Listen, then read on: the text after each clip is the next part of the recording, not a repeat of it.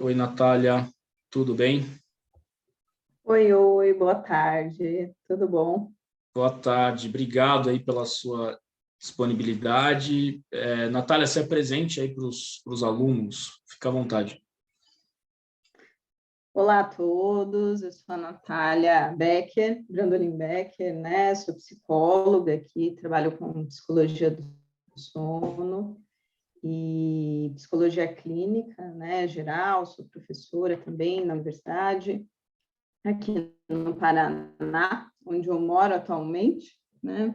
E tenho utilizado Vigilantes do Sono, acho que desde os primórdios do Vigilantes, né? E a gente vai falar um pouquinho aí, né, sobre essas demandas de sono, mas trazer um caso clínico específico para vocês e também tirar algumas dúvidas que vocês possam ter ou que eu possa auxiliar aí, tá bom? Legal, obrigado, Natália. Bom, antes de a gente começar com a apresentação do seu caso clínico, eu queria que você contasse um pouquinho aqui para os alunos como que você faz na sua prática clínica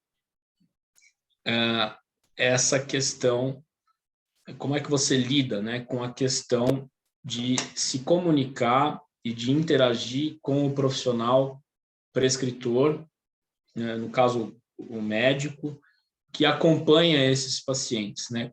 A ideia é você trazer a tua visão, né, bem prática mesmo, como que é feita essa interação com o médico, quais sinais, né, que o psicólogo ou o profissional não prescritor precisa ficar atento para falar, nossa, eu acho que eu tenho que falar com esse médico, porque talvez esse paciente precisa de remédio, talvez eu preciso discutir o remédio com esse profissional que prescreveu a medicação.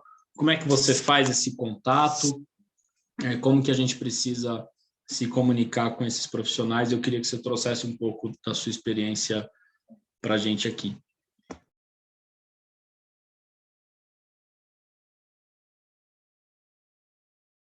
Na prática, a gente não encontra unha, né? Aquela coisa bem comecinho, meio e fim. Então, geralmente, tem muitas associações de outros transtornos, de outras demandas, né?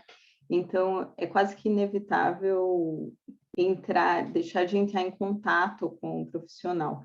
É importante a gente perceber ali no contexto do paciente, fui ao médico, ele me receitou um benzodiazepina, né? É bem comum.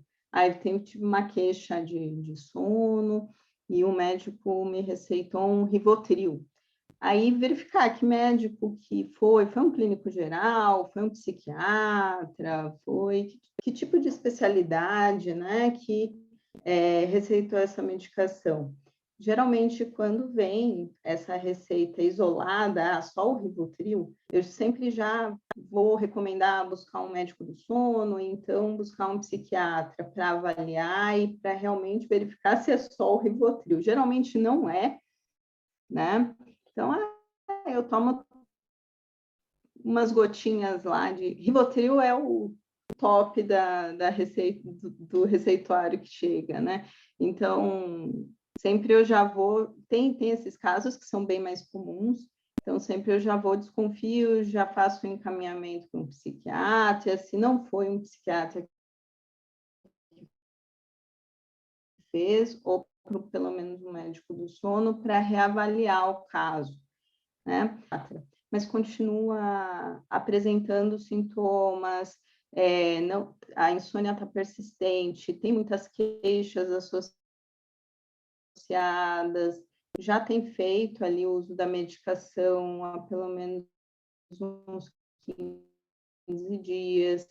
Então, nesse contexto, eu já informo lá, está sendo medicada há 15, 20 dias, informo que a gente está trabalhando com a TCCI, ou combinações, né? Geralmente tem algumas outras demandas associadas aí.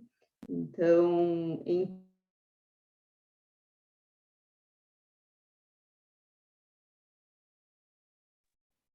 Natália, você travou para mim, eu não sei se foi só para mim, se foi para todo mundo. Para mim também. Travou. Acho que, na verdade, parece que ela caiu. Tá. Esse médico prescritor, né? Então, é importante a gente... Oi? Oi, Natália, você está travando para a gente? Será que você tá perto aí do seu roteador? Tô sim. Tá. Vamos lá. Ainda está travando bastante? Tá, a gente está perdendo várias partes do teu áudio. Me dá só um minuto, eu Tá vou bom. trocar de ambiente aqui, espera só um momento. Tá bom, Só fechar a câmera só um pouco. ok. Vamos esperar um pouquinho.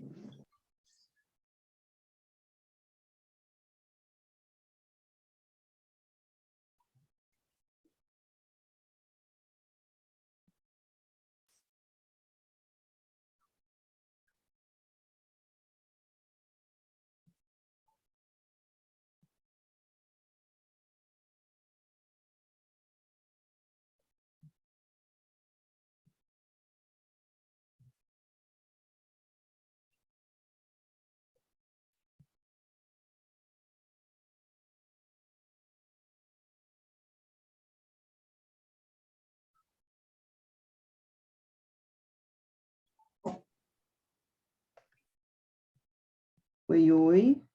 Retomou? Melhor? Voltou. Você estava, acho que começou a travar no ponto que você estava falando, que é importante a gente observar, né, o tempo de uso, né, que o paciente já está aí em uso, né, da medicação. Então, quando esse tempo é mais prolongado, você já orienta, né, a procurar um médico, de preferência um psiquiatra, que tem mais manejo, né, dessas medicações. Aí acho que depois aí travou completamente. Se você puder Tá, que eu estava retomar. lendo. Sim, né? Ali no Rivotril, né? Que eu estava dando exemplo. Então, se faz longo período que tem utilizado aí o Rivotril, ou se de fato tem utilizado ali há pouco tempo, geralmente não é o caso que chega na clínica, geralmente já vem com o uso de medicações aí há algum tempo, e esse uso geralmente aparece inadequado, né? O Caio estava explicando as recomendações de cada medicação, de cada classe aí da medicação, e é importante a gente observar quando parece estranho esse uso, né? Então, não vou ser prescritora, eu não vou dizer aumenta, diminui, tira, nem nada do gênero, mas sempre observar, opa, isso aqui não está regular, o efeito que essa medicação está causando não é o esperado. Então, independente, recomendar procurar o profissional novamente ou outro profissional que seja especializado na área, um psiquiatra, um médico do sono, para poder ser reavaliado, né? E nesse sentido, entrar em contato com o profissional, trazendo um pouco da sua percepção clínica, enriquece aí todo o tratamento, porque auxilia também o médico a ter uma visualização do outro profissional clínico a respeito do paciente, né? Porque às vezes a descrição do próprio paciente, ela vem com vários outros vieses, né? Então a gente trazer essa descrição clínica ajuda bastante, né? O profissional, como eu sou psicólogo, então o psicólogo ele acaba vendo o paciente com bastante frequência, e essa frequência traz informações, né, detalhes que talvez não cheguem necessariamente dentro do consultório médico. Eventualmente chega, né, mas a gente tem que pensar a respeito desses detalhes que talvez não cheguem e contribuam até para que o médico possa fazer esse ajuste dessa medicação de acordo com aquela necessidade, né? Então, sempre que observar ali alguma alteração, tá tomando essa medicação não está fazendo o efeito que deveria estar fazendo, recomendar, entrar em contato com esse médico, né? Ou fazer ajuste da especialidade médica que tem acompanhado o caso também é bastante importante, porque às vezes está numa recomendação de um clínico geral, e aí vai passar um benzo apenas, e às vezes a gente chega com um paciente que está ali dependente do benzo, e que talvez poderia ter feito um caminho diferente se tivesse sido indicado aí um médico especialista, né, nas questões do sono, especificamente, né? Então, é importante a gente visualizando isso na nossa prática, né? As queixas são persistentes, tem usado medicação, mas está fazendo a TCCI, e mesmo assim não tem remitido sintomas, então fazer essas indicações é importante, né? E ao contrário, né, eu vou falar de substância que age no mesmo receptor aqui, no caso o GABA, né, a maioria das medicações são aprovadas aí, atuam no GABA, o álcool. A, a, Geralmente, a dependência de álcool não começa ontem, né? Então, você tem um paciente que, em média, aí, para desenvolver, né, um quadro de dependência franca assim, de álcool, demora aí 10 anos. Né?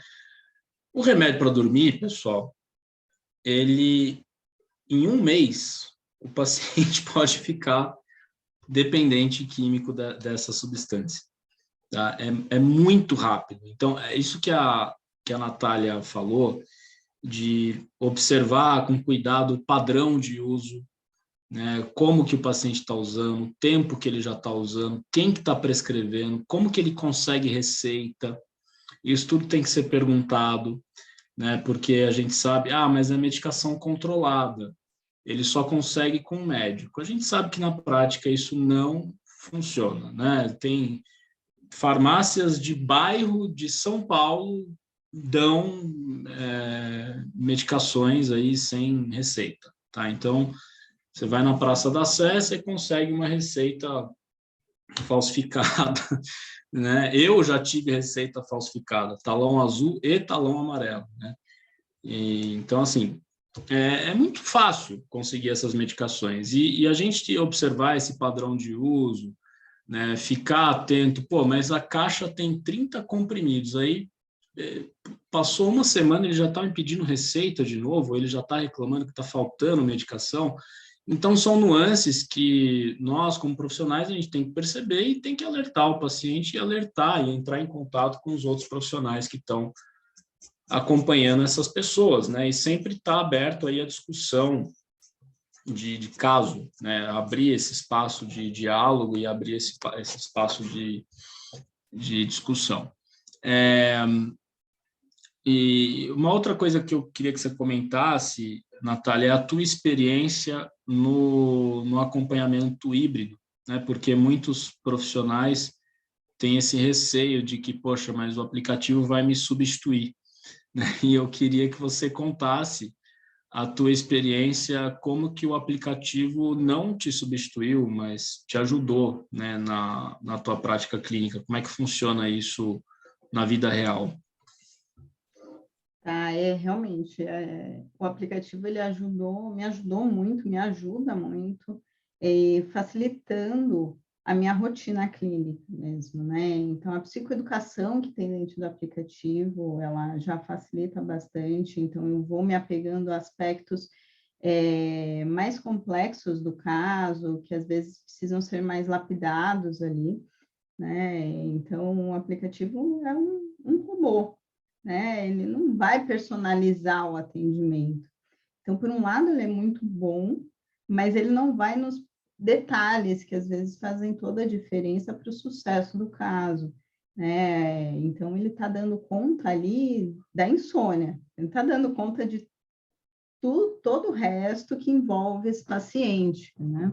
Então, ele me ajuda bastante nessa parte de psicoeducação, principalmente. Então, ele traz toda a estrutura, explica a TCCI, vai falar sobre a insônia e todas as adjacências aí que o paciente precisa saber, precisa entender, isso está ali escrito. Isso é muito bom, né? Consegue trazer ali o diário do sono, que facilita muito a vida do clínico, porque a gente abre o aplicativo e eu consigo ver todos os detalhes já em gráficos, então eu consigo pegar ali onde que está fazendo erro, né? Onde que tem um erro aqui desse sono, onde que é mais é mais importante eu observar para eu atuar, chamar atenção, então voltar a reforçar a restrição do sono, porque eles vão lá falar, vou fazer restrição do sono. Imagina, não vou fazer restrição do sono, não. Vou fazer para que isso não vai funcionar. Eu já não durmo, vou reduzir. Aí que eu não vou dormir mesmo. Aí que não vai prestar, como que eu vou trabalhar no dia seguinte, né? E aí vem o profissional ali para reforçar a restrição, reforçar alguma outra técnica, né? Ver alguns manejos que dá para fazer ali para relaxamento, e otimizar isso também na prática ao longo do dia daquela pessoa, né? A pessoa que não consegue relaxar, geralmente ela tem uma rotina ali que também é muito complicada. Então, a gente consegue observar tudo isso no aplicativo e trazer para facilitar o nosso trabalho, né? Então, não vou ficar explicando todos os detalhes. Meu paciente já chega sabendo, né? Já psicoeducado, pelo menos brevemente, e aí sim eu vou lapidando o que falta, vou reforçando, vou trazendo alguns outros aspectos que precisam ser trabalhados com mais atenção. Então, de maneira alguma que substitui, né? A gente pode utilizar essa ferramenta de uma forma muito útil, né? E trazer resultados mais rápidos, inclusive, para o nosso paciente, porque se eu tenho um aplicativo que faz o meu trabalho ali diariamente, que eu não consigo fazer esse acompanhamento diário com o meu paciente, mas a máquina, né, o aplicativo está ali fazendo, né? Quando ele chega mais otimista também, né? Ele vai vendo a própria evolução, isso é muito importante. O aplicativo vai lembrando o que ele tem que fazer, né? Porque tem alguns que falam assim, esqueci, sabe que eu fiz um diário do sono e foi, aí depois esqueci. Aí você não tem o resto da informação, do que adianta, né? Então, ajuda muito, facilita bastante a vida. Legal. E, Natália, você costuma, né, quando você indica o aplicativo, você faz consultas ao longo aí da jornada do paciente no aplicativo? Que eu apresentei para eles uma proposta de modelo, né, de 3 consultas, uma no começo, uma no meio, outra no fim. Como é que você faz isso na prática? Geralmente, os que eu tenho acompanhado, eles vêm com várias demandas, não só do sono, em geral. Então, eu acompanho eles em psicoterapia, né? Então, eu estou ali semanalmente com eles. Então, estou fazendo o trabalho para trabalhar essas questões relacionadas à insônia e também alguns outros aspectos. Então, eu vou fazendo esse acompanhamento semanal, né? Pode se espaçar tranquilamente. Se for só para insônia, ao meu ver, também funciona bem, né? Mas o meu acompanhamento específico, eu vou fazendo ele semanal, né? E a gente vê que resulta muito bem. Quando é insônia, né, que é algo mais quadradinho, mais redondinho ali na insônia, a gente vê que os sintomas remitem bem rápido, inclusive. Tá bonitinha, tá fazendo uso da medicação indicada, bem certinho, controlada, tá fazendo uso do aplicativo, tá fazendo acompanhamento em sessões, flui muito bem. Então, a gente vê um resultado muito rápido. Tem gente que às vezes fala assim, nossa, eu tive um caso de uma senhora que não dormia há 15 anos. Ela não conseguia ter uma noite de sono.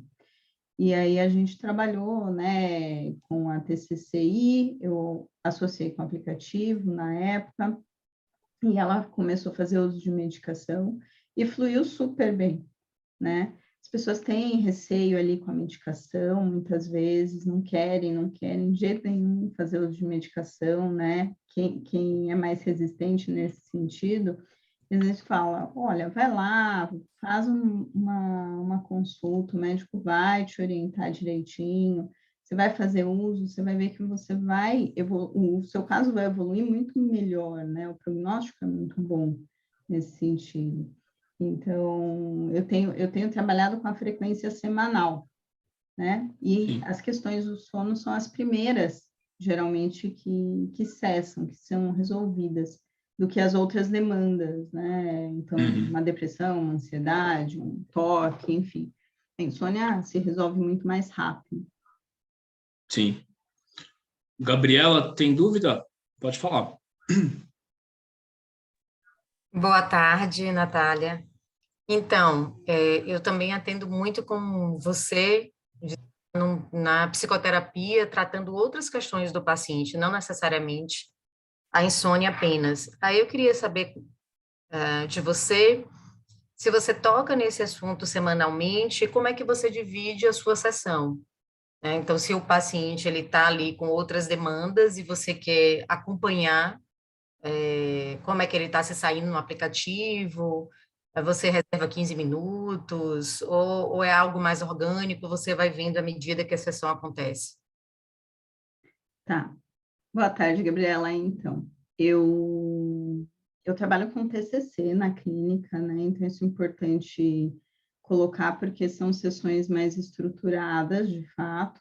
Então, na agenda, no início da sessão, a gente faz uma organização de como ela vai decorrer, e a gente separa, enquanto o paciente está apresentando queixa do sono, a gente separa um tempo que é determinado em conjunto entre o terapeuta e o psicólogo e o paciente, justamente para lidar com essas demandas do sono. Às vezes ele vai ter um pouco mais de necessidade de falar ou de trazer aspectos de queixa ali a respeito, e outras vezes um pouco mais. Durante o tratamento ali, durante toda a TCCI, junto com o aplicativo, a gente sempre estipula de entrar nesse assunto. Pelo menos ali 15 minutos para alinhar algumas coisas, trazer percepções de como que está o caso, reforçar ali o uso do aplicativo, do diário, dos questionários. Então, aí a gente vai trazendo tudo isso. Geralmente, eu organizo no início da sessão, né? Não deixo para o final, eu começo com isso. E aí vai depender, né, como vai ser organizado o restante da sessão, da demanda do paciente. Mas eu começo com a agenda e, na sequência, entro na parte da insônia e essas demandas relacionadas ao sono. Ok, obrigada. De nada. Mais alguém, pessoal? Alguma pergunta aí para a Natália em relação a esse acompanhamento híbrido? Eu gostaria de fazer uma pergunta para a Natália. Doutora Natália, o Caio abordou diversos aspectos mais relacionados à parte médica, né? Que no caso de fazer o paciente fazer uma TCCI, ele não vai usar medicação, ele vai dispor de ferramentas para ele utilizar, para ele poder dormir melhor, né?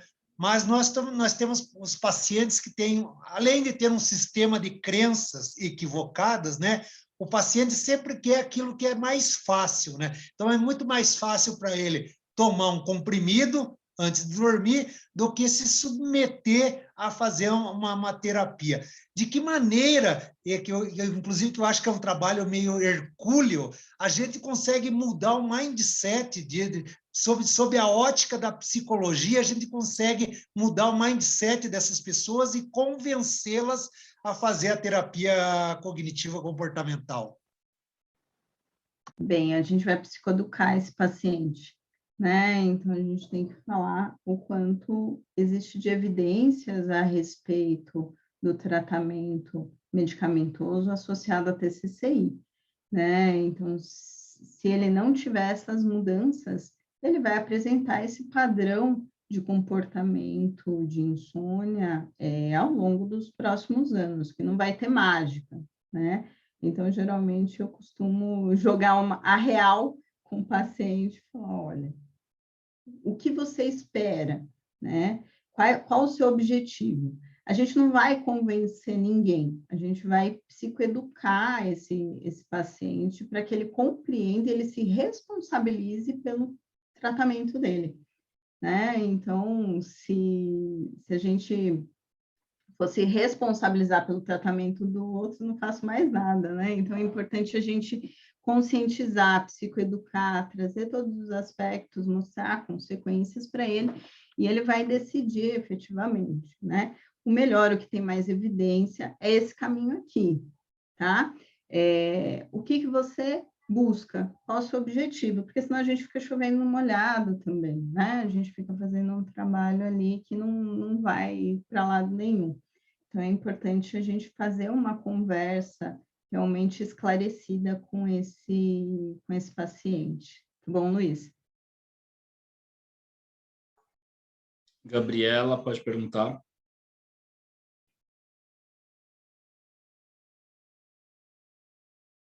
Não estamos te ouvindo. Seu microfone está conectado?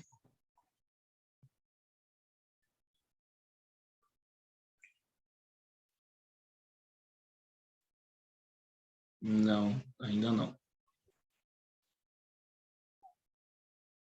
Tenta desconectar do microfone, às vezes você usar o áudio do próprio microfone do próprio computador. Ainda não. Agora não.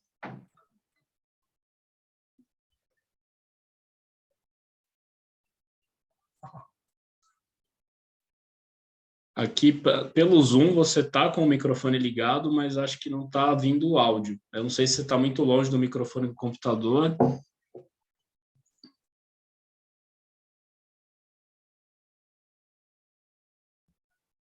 Não.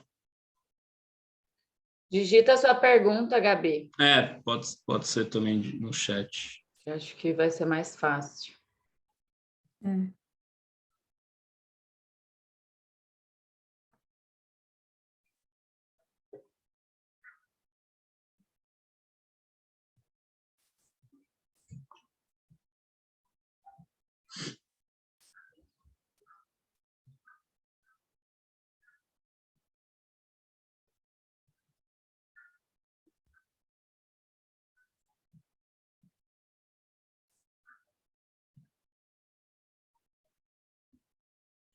Então, ela perguntou...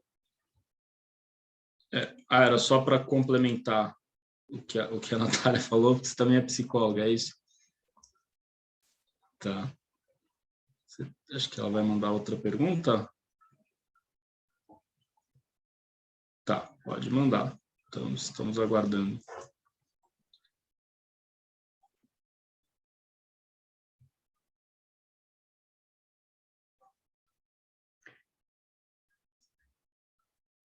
Isso é uma afirmação ou uma pergunta? Acho que é a introdução da pergunta dela, né?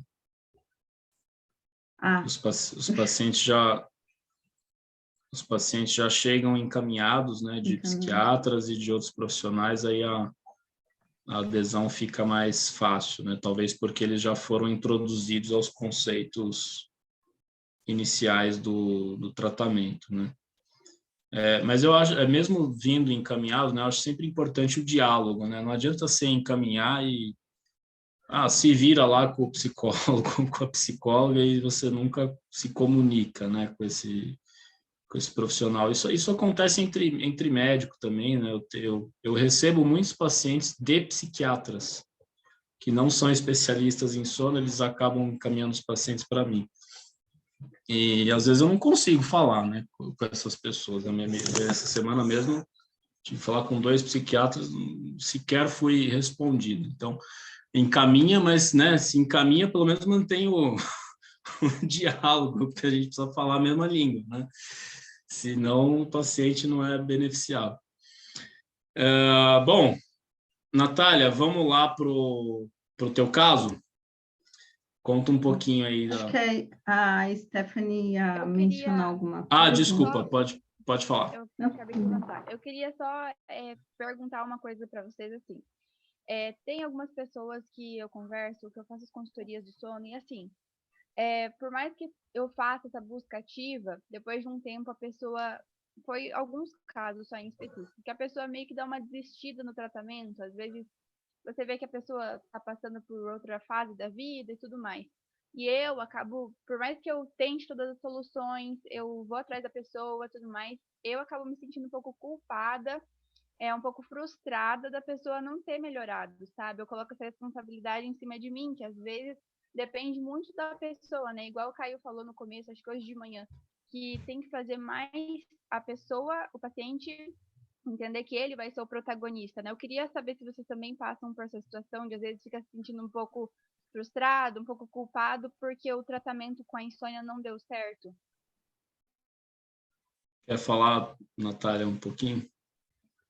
Bem, a Natália não se sente culpada, porque geralmente a estrutura que eu começo o tratamento, ela tem uma conotação de autorresponsabilização para esse paciente, né? E de cooperação, de colaboração. Então, eu sempre trago esse discurso para ele logo no início, estipulo metas ali, e justamente para eu não pegar essa responsabilidade toda para mim. Existem casos que são muito mais complexos, né? Não são lineares. Geralmente, o caso ele tem outras nuances aí que precisam ser trabalhadas também, outros transtornos associados, outras doenças físicas, que às vezes não de ordem psiquiátrica, de ordem mental, efetivamente, e que a gente precisa considerar também. Mas eu costumo lidar com isso. Eu não me sinto culpada, tá, Stephanie? Mas não é estranho falar nisso, porque eu estruturei de uma maneira que funciona para mim, nessa questão de responsabilização, né, do paciente, explicando qual o meu papel nesse trabalho, nesse tratamento, né, e a gente não vai fazer milagre, né, então eu já trago isso logo no início do tratamento, para que não se gere expectativas irreais, idealizadas, de que tudo é lindo, fácil e tranquilo, né, então, e quando não dá certo, a gente tem que entender que tem vários fatores associados ali também, tá, Stephanie? Obrigada. De nada, que isso. Eu concordo com a Natália, eu confesso que no início da carreira eu me sentia muito culpado, mas é porque você não está ali naquele momento muito treinado a lidar com essa contratransferência assim, do paciente, e depois a gente vai ficando mais calejado, né? Mas é uma modalidade de tratamento em que o paciente tem muita responsabilidade e a gente tem que passar essa mensagem para ele, né, de que a gente vai ensinar, a gente vai oferecer as ferramentas, mas se ele não aplicar, falando um português bem claro, o problema vai ser dele, né, e não nosso, né, e a gente sempre tem que acolher e entender o paciente nesse sentido, mas não se sentir culpado, né? Eu acho que é uma coisa também, Stephen, que você vai pegando com o tempo, né? No caso, a tua formação é fisioterapia, então provavelmente você nunca teve muito contato, né, com esses pacientes na graduação e nas especializações que você fez. Mas com o tempo você vai ver que isso é natural. A gente vai se sentindo cada vez menos culpado. Então, isso é natural. Você vai entendendo o teu papel no tratamento, né? O profissional ele vai tendo um papel ali. Então, às vezes o paciente mesmo joga essa responsabilidade para o profissional, mas é importante que você saiba que não é sua responsabilidade, né? Que você vai fazer o possível, mas é o possível, o impossível não dá, Sim. é o possível que está ao seu alcance, né? Mas isso com o sempre, tempo, como o Caio disse, você vai ficando mais cascuda, assim, né? Vai lidando e melhor com sempre isso. registrar em prontuário, tá? Essas percepções e a evolução do paciente, se evoluiu, se não evoluiu, por que não evoluiu. O registro é muito importante. Tá? Eu tô gostando de pensar nos últimos tempos que é como se fosse o papel da nutricionista, né? Ela passa a dieta, mas ela não vai lá na casa da pessoa fazer a comida para ela, não é responsável pela perca de peso, né? Então, acho que acredito que tem que mudar mais o nosso pensamento, no meu caso, que eu tô começando agora. Exatamente. Muito bem. Vamos lá, Natália, conte um pouco para nós aí da sua paciente. Então, eu trouxe um caso aqui para apresentar para vocês, de uma paciente minha, que me buscou especificamente pela questão da insônia que ela estava passando. Hoje ela está em tratamento ainda, tá? Eu não finalizei o caso, eu vou mostrar um recorte só do acompanhamento. Ela tem 32 anos, ela é casada e ela vive fora do Brasil hoje. Então, a gente tem um dificultador aí que eu não tenho contato do profissional que tem acompanhado ela. Ela começou com um profissional brasileiro, teve um problema com tradução e troca de receita lá no país que ela mora, e ela foi encaminhada para um serviço de psiquiatria lá, e que tem suas diferenças, né? Então, ela está na Europa, um país da Europa, e aí a gente sabe que existem diferenças aí na condição de tratamento, até na medicação. Então, eu não tenho esse acesso, então a gente fica um pouco restrito com relação a isso. Ela está sendo medicada, né? E é interessante que o Caio trouxe antes a respeito das doses mais baixas das medicações, né? Ela passa por exatamente isso. Ela ficava ali insistindo com a médica, né, no país dela, para aumentar a dose, porque não está fazendo efeito, mas não está fazendo efeito. E a médica falando, não, a gente vai diminuir essa dose, está muito alta, tem que diminuir a dose, né? Ela faz uso de quetiapina.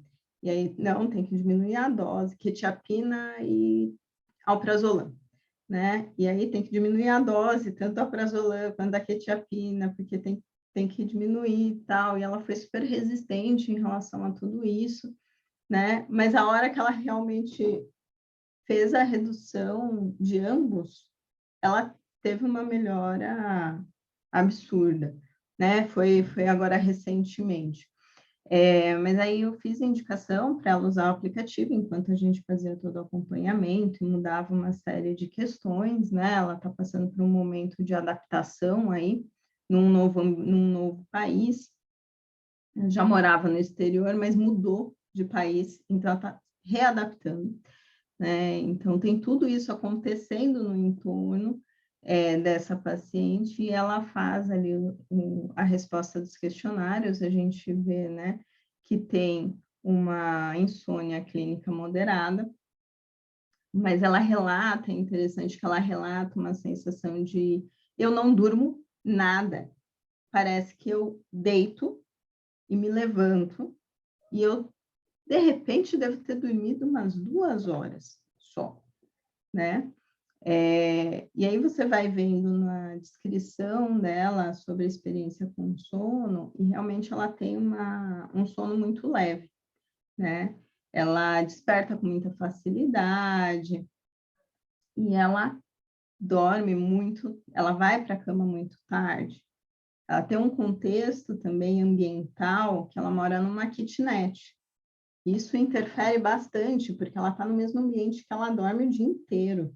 É inverno, né? Passou pelo inverno agora, recentemente, mais rígido lá, então quase não sai de casa, e fica olhando para a cama e para a poltrona da sala, que é o mesmo ambiente, todo o tempo. Então, ela está na cama, ela está na poltrona, e então essas orientações ambientais também fizeram uma modificação bastante importante para ela, né? Mesmo com essa questão do frio, né? Ela ficava sonolenta todo dia, mas não conseguia dormir à noite. Ela ficava na cama durante o dia e também não conseguia dormir à noite. Então, a gente vai vendo vários problemas que vão atrapalhando aí aquele sono de qualidade, né? Ela apresenta aí sintomas, né, de depressão, né, e de fato isso corresponde ao histórico dela, ao contexto clínico dela, psicológico, a ansiedade também, então, sinais, e realmente ela tem alguns sintomas aí de ansiedade que são bem intensos, né? ela é uma paciente que ela não consegue relaxar, né?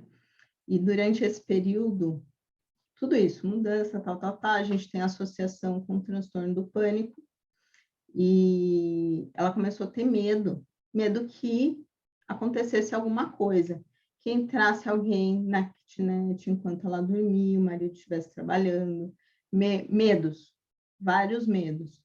E ela começava a ficar, durante todo o dia, muito tensa, né? Ela se queixava de dores musculares, dores aqui na região do trapézio, muita dor de cabeça. E aí ela jogava toda a responsabilidade, é porque eu não durmo, né? E aí a gente vai indo a fundo nas questões e descobre que não é só porque ela não dorme que ela tem dor de cabeça, né? Então tem outros detalhes aí que vão sendo trazidos. A gente começa a fazer todo o protocolo. Ela é uma paciente que resistiu muito a fazer restrição, né? Ela, por mais que o aplicativo, ela falou, você é louca, eu não vou fazer isso não.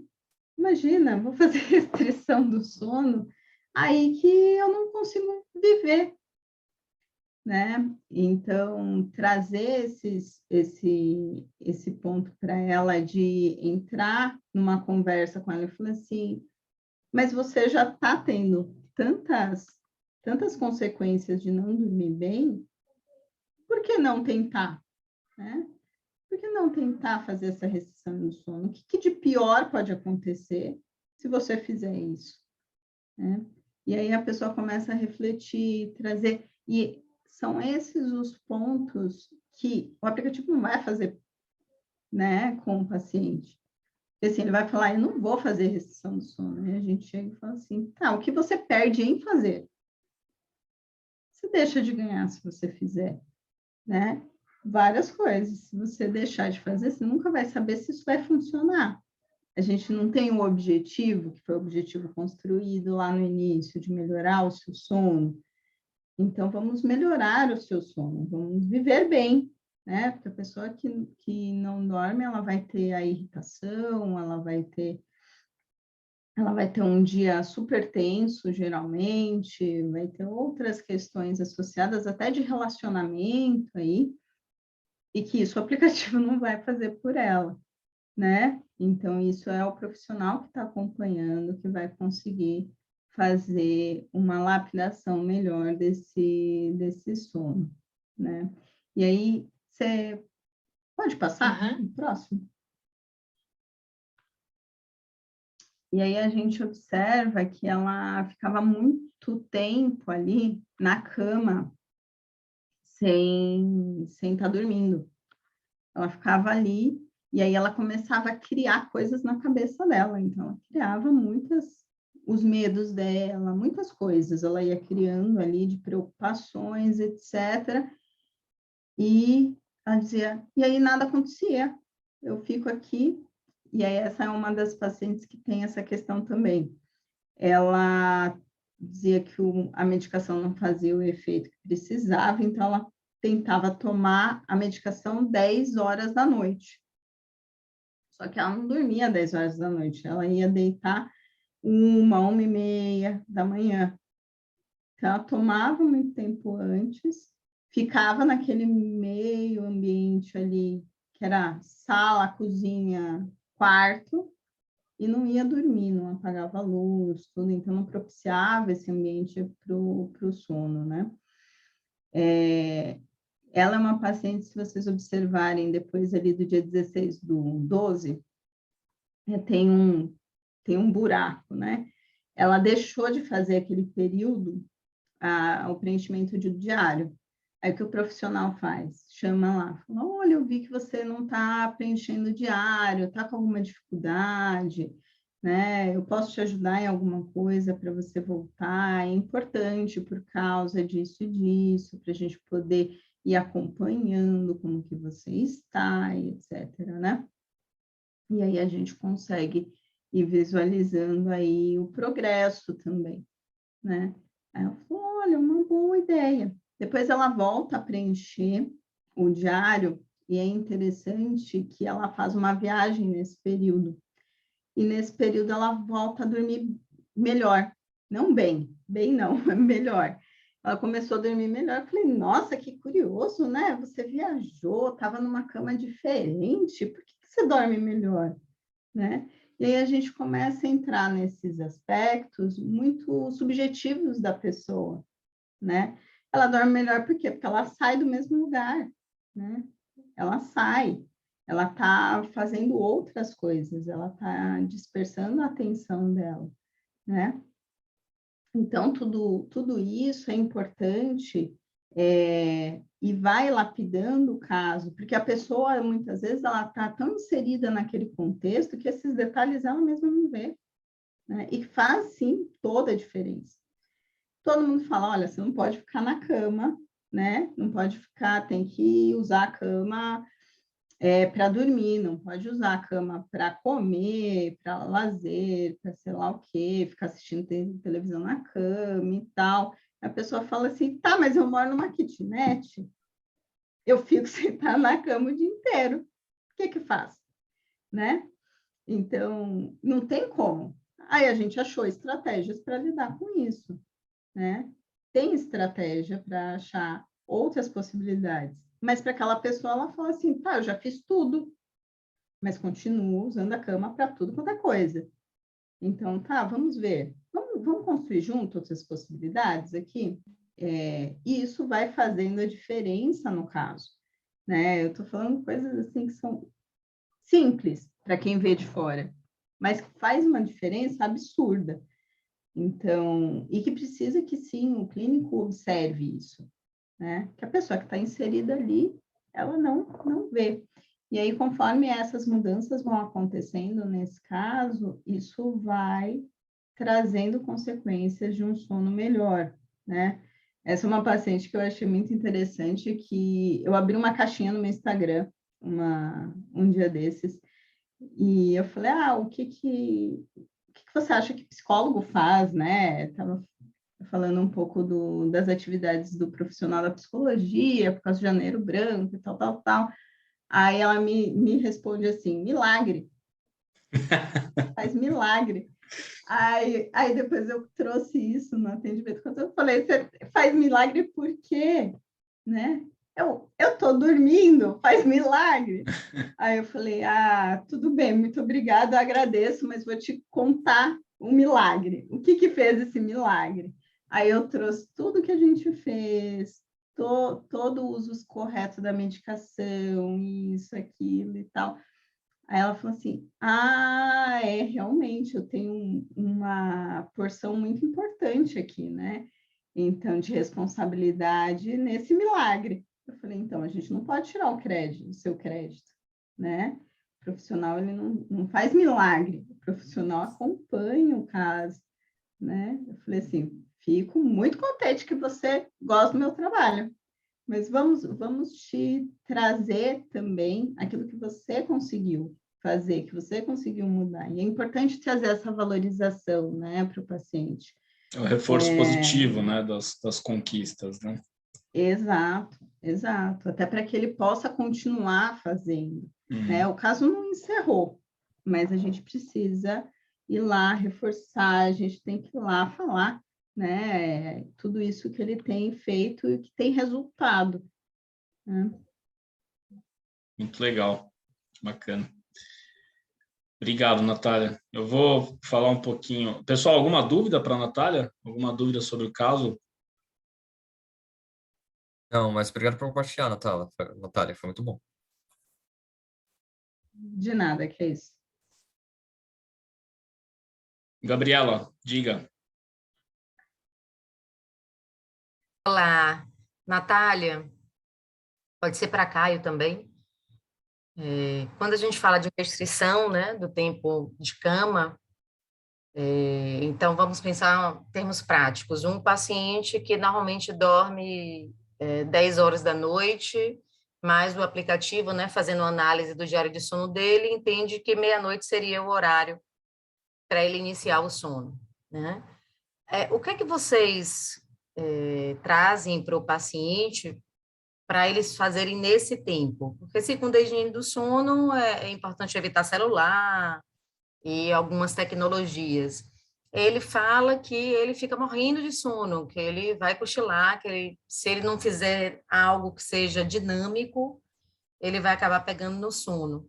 Então, eu sempre fico com essa dúvida, porque na maioria das vezes o cliente ele acaba recorrendo mesmo para o computador, para a televisão, enfim. Queria que vocês dessem aí essa dica para a gente. Pode falar, Natália, fica à vontade. Pode? Tá. Então, geralmente eu trago para, Gabriela, eu trago para o paciente a importância de não recorrer a esses eletrônicos, né?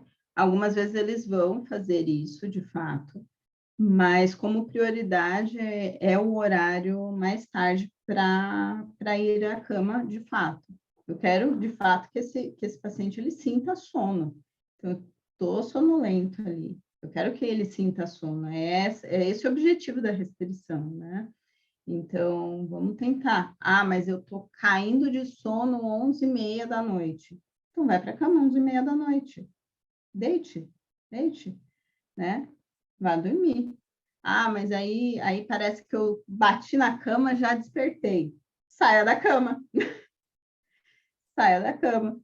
Né? Então, a gente vai fazendo esse manejo assim, a gente vai tentando ajustar, tentar entender que sono é esse, é sono mesmo? Ou é uma necessidade de se entreter, um hábito, uma preocupação com o trabalho, o que está envolvido aí nesse contexto, né?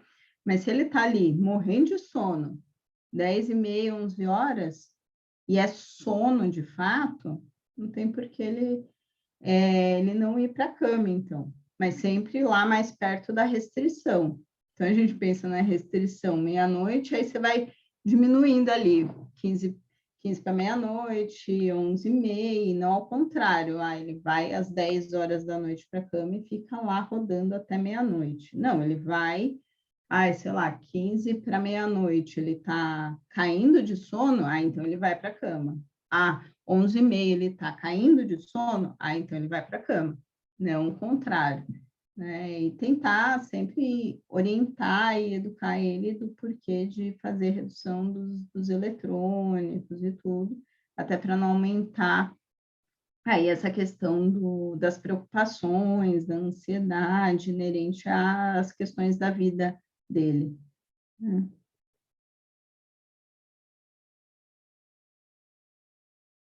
Obrigada. Legal. Vamos lá. Pessoal, vou falar um pouquinho de uma paciente aqui. Eu só baixar as telas aqui para... É uma mulher também, de 35 anos, advogada, casada, e ela chegou até mim com a seguinte queixa, né, com o seguinte discurso: eu estou com uma média de 3 a 4 horas de sono por noite, não estou me aguentando. Então, essa é a queixa queixa inicial, tá? A história dela é a seguinte: desde julho, né, de 2020, com insônia diariamente. Então, ela me disse que iniciava o sono facilmente, mas acordava várias vezes à noite. Tem a sensação de sono insuficiente. Dizia para mim que tinha cansaço, fadiga, ansiedade ao longo do dia. E também os sintomas físicos, né, de tensão muscular, as preocupações antecipatórias, né, principalmente com o dia seguinte, o que ela ia fazer, o que ela não ia fazer, e um medo de dormir, medo de ir para o quarto e de experimentar, né, aquele momento desagradável que é não sentir sono. De rotina de sono, o que ela me disse? Ela vai para o quarto entre 10h30 e 11 horas, inicia o sono rapidamente, acorda às 5 da manhã para se exercitar, toma aí cerca de 4 xícaras de café por dia e uma fórmula pré-treino. Só para vocês terem uma ideia, uma xícara aí de expresso tem mais ou menos 30 miligramas de cafeína. A partir de 100 miligramas de cafeína por dia, a gente já considera uma dose bem alta. Tá? É lógico que a sensibilidade à cafeína ela é muito variável, né, de pessoa para pessoa, mas a partir de 100 miligramas a gente já começa a ver sintomas ansiosos, inquietação, tensão muscular, a própria insônia, né? Então, 4 xícaras de café aí por dia e mais a fórmula pré-treino, que também tem cafeína, então provavelmente essa paciente consome aí bem mais do que 100 miligramas de cafeína por dia. O que é muito comum, né, em paciente com insônia crônica, né? Eles adquirem hábitos compensatórios aí de fadiga e de cansaço, o consumo de cafeína é um deles. Já fez tratamento para depressão, né, que foi desencadeada aí por uma tentativa de assalto à mão armada há 10 anos. Ela teve alguns sintomas e não propriamente um diagnóstico de transtorno de estresse pós-traumático, mas depois ela acabou deprimindo. Fez uso de citalopram, que é um antidepressivo, um inibidor seletivo de recaptação de serotonina, muito utilizado aí no tratamento de depressão, de ansiedade, durante 1 ano, com remissão completa do quadro. E no início, né, desse tratamento, ela sentia insônia e tomava o clonazepam, que é o Rivotril, né, uma das marcas é o Rivotril, tomava esse clonazepam eventualmente. Já teve outros episódios de insônia antes deste evento traumático e disse que para mim que sempre foi uma pessoa bastante ansiosa, e no momento que ela passou comigo, ela estava em investigação de endometriose, né, que é uma doença ginecológica em que o paciente tem implantes, né, de tecido endometrial, de tecido uterino, fora do útero, e isso acaba gerando um quadro de dor crônica. E a gente vê uma associação muito significativa, né, de endometriose com transtornos neuropsiquiátricos, principalmente ansiedade, depressão, transtornos psicossomáticos, principalmente. Bom, o que a gente tem de hipóteses diagnósticas? Né? Uma paciente com insônia crônica, que também tem maus hábitos de sono, principalmente um consumo elevado aí de cafeína, um transtorno de ansiedade. Acabei pedindo para ela voltar a usar o citalopram, pedi para ela preencher o diário de sono durante 15 dias e solicitei exames gerais, tá? Só para reforçar aqui, não era uma paciente que tinha sintomas de distúrbio respiratório de sono, tá? E nem outro aspecto aí que chamasse atenção para a apneia do sono.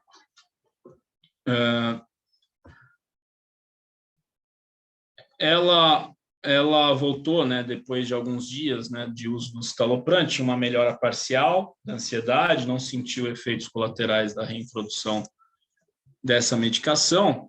E no diário de sono, o que a gente observa aqui? Não sei se vocês estão enxergando muito bem, mas a gente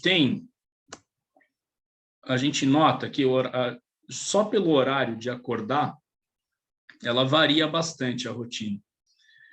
Então, tem dia que ela acorda às 6h25, aí tem dia que ela acorda às 5h15, aí depois ela acorda às 7h30, tem outros dias que ela acorda às 8h.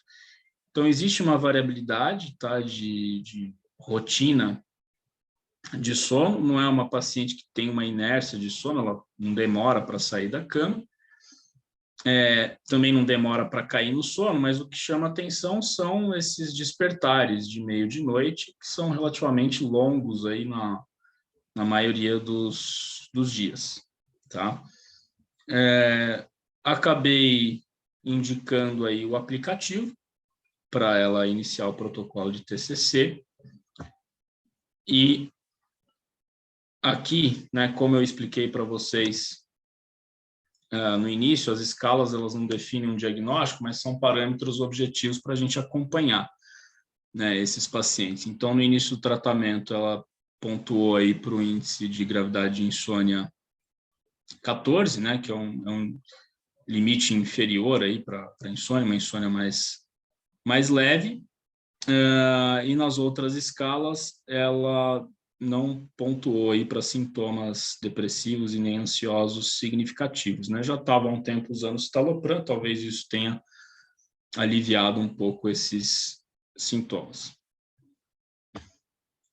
Aqui o resumo dos ciclos de restrição de sono. Então, olha só, né, o período basal dela, ela tinha, em média, um tempo total de cama de 6 horas e 28 e um tempo total de sono de 4 horas e 46, né, em média, né, muito curto. E aí, progressivamente, a gente observa, né, ela fazendo, no início teve um pouco de dificuldade aí de fazer a restrição de sono, que é bastante comum, né? É raro você ver um paciente assim que fica super engajado desde o início da restrição de sono. No início, às vezes, tem uma dificuldade mesmo, né, de seguir o tempo sugerido aí pela Sônia, mas depois ela consegue fazer melhor essa restrição de sono, e a gente observa aqui que a conta, né, da eficiência de sono acaba ficando acima de 85%. Aqui no primeiro ciclo, né, de restrição, quando ela começa, né, a fazer a restrição, a gente observa que ela ainda no primeiro ciclo tem uma certa irregularidade, né, de rotina. Ela ainda começa alternando muito aí o horário que vai para a cama e o horário que acorda. Então, a gente ainda vê no início do tratamento uma irregularidade, tá, de rotina de sono. Os cálculos, né, eles não têm muita consistência aí, esses cálculos de eficiência de sono. Então, no primeiro ciclo ainda estava demorando um pouquinho para engatar nas recomendações. A gente observa que aqueles gráficos que eu expliquei para vocês na aula 5, então, no início, a gente vê muita irregularidade, né, de rotina de sono. Então, cada dia acorda num horário, cada dia vai para a cama num horário. O tempo total de sono ainda está um pouquinho distante aí do tempo total de cama.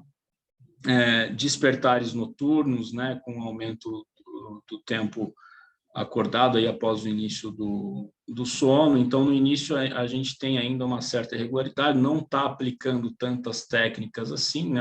O gráfico aqui de técnicas aplicadas está bem vaziozinho. E aí, conforme vai evoluindo no tratamento, olha só, nós já no ciclo 2, né, essa paciente me chamou a atenção, porque já na segunda semana de restrição, ela regularizou bem assim, a rotina de sono dela, né? Em comparação com o ciclo 1, se vocês observarem aqui o momento em que ela foi para a cama, está bem mais regular, né? Então, ela concentrou aqui o horário de ir para a cama por volta ali das 11 horas, uma latência de sono bem curtinha aí dentro do que é aceitável, e acordando às 5 da manhã. Tá? Então, ficou bem regular já no segundo ciclo de restrição de sono, e aqui todas ela aplicando mais aqui as técnicas de estacionamento de ideias, tá? Que é esse livrinho aqui. Aqui nesse dia ela também fez mindfulness, os interruptores de atividade física, né, também, que faz parte da higiene do sono. E o principal interruptor externo aqui de sono, a ida ao banheiro à noite, mas que não afetou, né, no tempo aí de despertar noturno, né? Ela vai ao banheiro e volta a dormir facilmente. Então, olha só como já regulariza, né, no segundo ciclo de restrição, né? O tempo de sono já está bem próximo do tempo de cama e a rotina está mais regular. E aqui ela já começa a aplicar com mais regularidade as outras técnicas. Isso aqui eu não sei porque está aqui. Na verdade, é um slide repetido aí da aula anterior, mas é só para reforçar aqui as técnicas que a Sônia ensina, né, que eu expliquei para vocês na aula 2 ou 3, se eu não me engano. E aí, já no terceiro ciclo, a gente vê a manutenção, tá, dessa regularidade da rotina de sono. Aqui ela começa a ir para o quarto um pouquinho mais tarde, tá? 11h30, mas mantém, né, essa regularidade de rotina, acordando também um pouquinho mais tarde, tá? E não tendo tantos despertares noturnos e nem a alteração da latência para o início de sono. novamente, né, os gráficos mostrando uma regularidade aqui da rotina de sono. Como eu disse, a evolução desses pacientes nem sempre é linear, né? Em alguns momentos ela tem mais despertares noturnos, em outros isso fica mais regularizado. Teve esse dia aqui que ela demorou um pouquinho mais para pegar no sono, então esses altos e baixos eles acontecem. Diga, Sabrina. Caio, se tu falou em determinado momento, eu não peguei. Tá? O que caracteriza uma interrupção do sono por causa do exercício físico? Não, exercício físico ela faz de manhã. É que tem um item lá no diário de sono. Isso, que ela marcou ali. O diário de sono, itens de higiene do sono. Você pode marcar que você fez atividade física naquele dia. Ah, Não, tá. não significa que o exercício fragmentou o sono. Ah, eu É só para entendi. você registrar que você fez atividade física. Atividade física é um importante aspecto aí da higiene do sono, porque ela ajuda, né, tanto na regularização da arquitetura de sono, no acúmulo de pressão de sono ao longo do dia e também na qualidade de vida, né, de modo Tá, e geral. esse negócio do paciente fazer à noite, que uns dizem que tudo nada a ver, no congresso ali a gente viu alguma coisa também. Aí depende muito, né? Porque o acúmulo de pressão de sono ao longo do dia ele não depende só da realização de atividade física, depende de outras coisas também. Mas a recomendação geral é que o paciente não faça atividade física intensa próximo do horário de dormir, porque senão ele pode ficar muito alerta, tá? E aí isso aumenta um pouco a latência para início de sono. O ideal, a recomendação geral é que faça atividade física de manhã ou entre 4 e 6 da tarde, né? Depois disso, o risco de afetar o início do sono começa a ficar cada vez maior. Mas tudo depende da rotina do paciente e o quanto que ele acumulou, né, de pressão de sono ao longo do dia. Eu tenho paciente que o único horário que tem disponível para fazer atividade física é 8, 9 da noite, e mesmo assim dormem normalmente. O cara chega em casa, já tem tanta pressão de sono acumulada que ele dorme facilmente. Então, depende muito do contexto, tá? Aí, olha só, eu achei legal esse print aqui de uma mensagem que ela mandou. Estou bem melhor, menos ansiosa, dormindo melhor. Claro que não está perfeito ainda, mas o programa tem me ajudado muito a melhorar. Eu quis colocar isso aqui porque, volto a dizer, a evolução nem sempre ela é linear. Tem noites que vão ser um pouco mais difíceis, né? Mas é importante sempre a gente fazer esse reforço positivo, né? Quando vocês recebem essas mensagens, parabenizar o paciente, fazer esse reforço positivo e incentivá-lo para que ele continue aplicando as técnicas aprendidas.